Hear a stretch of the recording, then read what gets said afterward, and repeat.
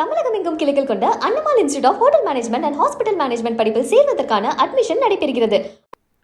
தமிழக வளர்ச்சி திட்டங்களுக்கு மத்திய அரசு உரிய நிதியை வழங்கவில்லை என மதிமுக முதன்மை செயலாளர் துரை வைகோ குற்றம் சாட்டியுள்ளார். முன்னாள் முதலமைச்சர் அண்ணாவின் 117வது பிறந்த நாளை ஒட்டி திருச்சி மாவட்டம் சிறுகனூரில் மதிமுகவின் பிரம்மாண்ட மாநாடு நடைபெற்றது. இதில் மதிமுக பொதுச் செயலாளர் வைகோ, முதன்மை செயலாளர் துரை வைகோ மற்றும் கட்சி நிர்வாகிகள் பலரும் கலந்து கொண்டனர். மாநாட்டில் பேசிய துரை வைகோ, தாயின் அன்பை விட பரிசுத்தமான கட்சி மதிமுக என கூறினார்.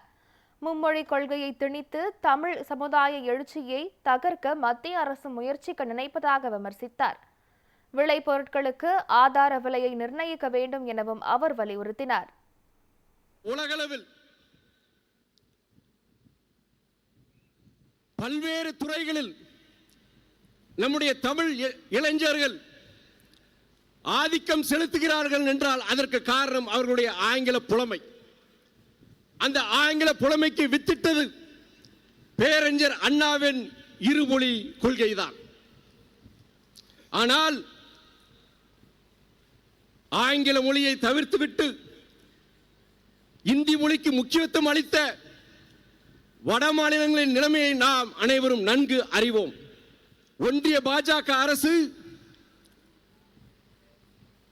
மும்மொழி கொள்கை மூலம் இந்தி மொழியை மறைமுகமாக திணிக்க பார்க்கின்றது.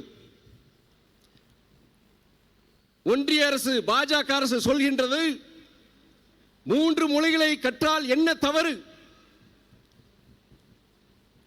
ஹிந்தி மொழியை கற்றால் நல்லதுதானே என்று சொல்கிறார்கள்.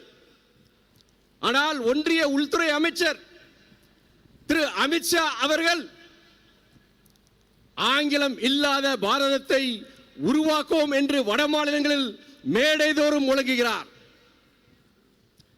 உலக தொடர்பு மொழியாம் ஆங்கிலம் இல்லாமல் நாம் செயல்பட முடியுமா? முன்னேற முடியுமா? இல்லை. சரி, ஆங்கிலத்தை தவிர்த்துவிட்டு இந்தி மொழியை, சமஸ்கிருத மொழியை நாம் உலக தொடர்பு மொழியாக வைத்துக் கொள்ள முடியுமா என்றால் இல்லை, அது சாத்தியப்படாது.